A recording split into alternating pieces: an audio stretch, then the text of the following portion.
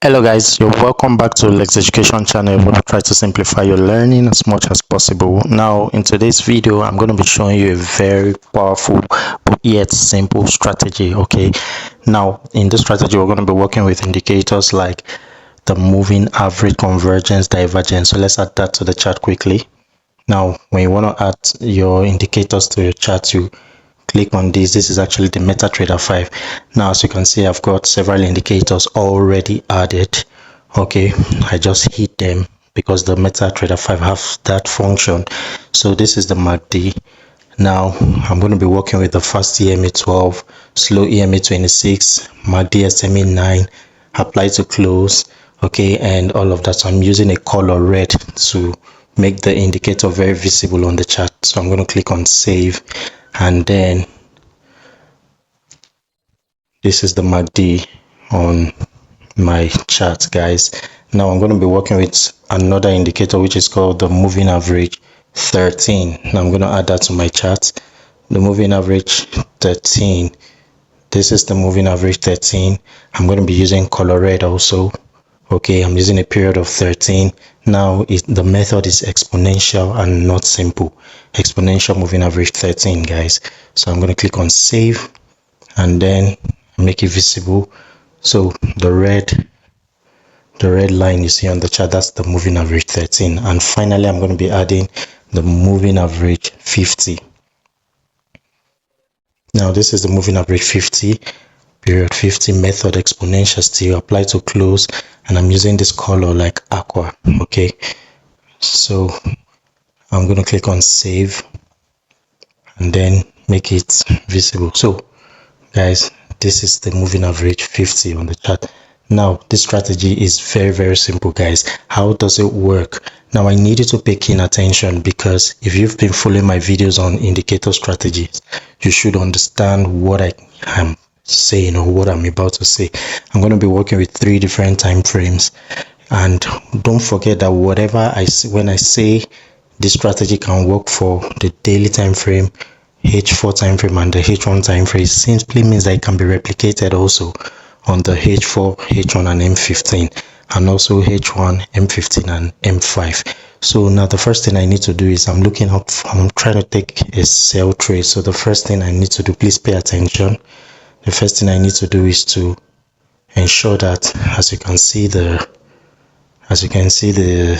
MACD, the first step is I'm looking for a sell trade. So the bars must be printing below the 0 line. Okay, this is the 0 line I'm talking about. So the bars must be below it. That's one.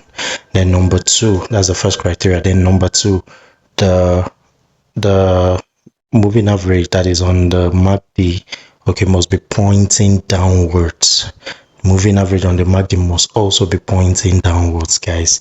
So they must be below, the bars must be below the 0 line, and also the moving average on the MACD must be pointing downwards. Then I'm going to jump straight to the next time frame, which is the H4 time frame.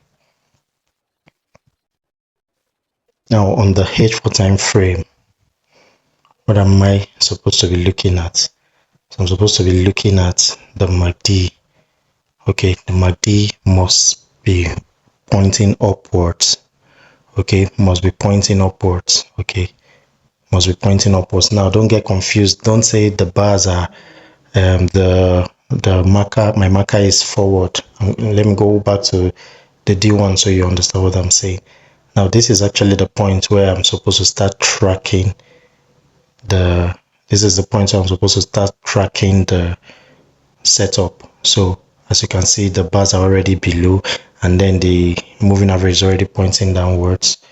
Then I move to the H4 time frame. Okay guys, so as you can see, good. So as you can see, on the H4 time frame, we have the moving average. The moving average must be pointing upwards, showing you that it is retracing. So we move forward. Now it is retracing. Then you finally go to the H1 time frame. The H1 time frame is where we pick our early entry. That's the essence of using the 3 different time frames, so that we can take good and early entries. Now on the H1 time frame, what am I simply going to be waiting for? I'm going to first of all look out for wait for the moving average to start pointing downwards first of all. So that's the first criteria. It needs to be pointing downwards, one. Then number two, the bars needs to be dropping to the point that they're about to start imprinting on the bottom below the zero line. Okay, that's the number two criteria. Then number three, it is best to just simply wait for the crossover of the 1314 EMA, sorry, 1350 EMA. Okay, so if, as you can see, the 1350 EMA crossover happened here, so you could have taken your entry here. Now, if you had entered here, you would have placed your stop loss just above the high there. Okay, we'll place our stop loss just above the high here. Okay, mind you, this is a swing trade because we took our setup from the daily time frame. So you'd have placed your stop loss just above the high here. Okay, now let's look at how far the trade went, guys. So see how far the trade went, guys. The market played around here for 3 days, and on the third day it made its final move downwards. So guys, see how far the trade moved. Okay, so this is something that you can do confidently. When you know what you're doing, you do not panic, guys. This strategy is very, very simple. So where are you supposed to exit the trade? Remember, this is where you enter the trade. So you're going to be targeting this low where the retracement started from. That's where you should target. Okay, so if you have all the time to sit down on the chart, you could just sit down and wait for the trade to drop below it, and as soon as you start seeing a retracement, you exit. But if you're not going to be there, just simply put your take profit, okay, just be at the low here, and you'll be good. So guys, that's a very simple strategy. Now we're going to try a buy trade. And remember, I can even do this on the H4 time frame, guys. The same thing I always tell you every single time. So I'm going to try this on the H4 time frame now for the buy setup. Now on the H4 time frame, what am I supposed to be looking out for? The first thing is, like I said, I'm going to be looking out for first of all, I need the bars to be printed, the MACD bars to be printed above what? The zero line. So I have my above the zero line there, so I'm going to move my marker there. And also secondly, the EMA, the moving average, must be facing up. Okay, then I'll go to the very next time frame, which is the H1. Remember, I'm taking from the H4. So on the H1 time frame, I said I'm going to have to wait for the MACD to be pointing downwards, the moving average to be pointing downwards. As you can see, it is already pointing downwards, guys. Then I'm going to go to the M15 time frame this time for my entry, guys. On the M15 time frame, what am I looking for? The first thing I said is I need the moving average to be pointing upwards.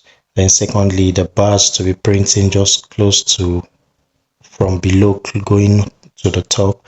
And finally, there should be a crossover of the EMA. So when you experience this, guys, this is where you should have been targeting your entries. Okay, so you take your entry here and then you place your stop loss just below the low here, okay, where this whole retracement ended.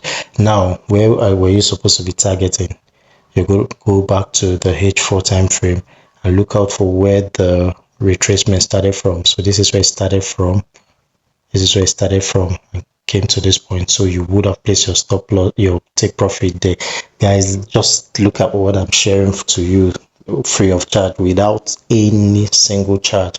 So please give this video a thumbs up, guys, and if you're first time on this channel, please hit the subscribe button and turn on the notification bell, and I'll see you in the next video. Thank you.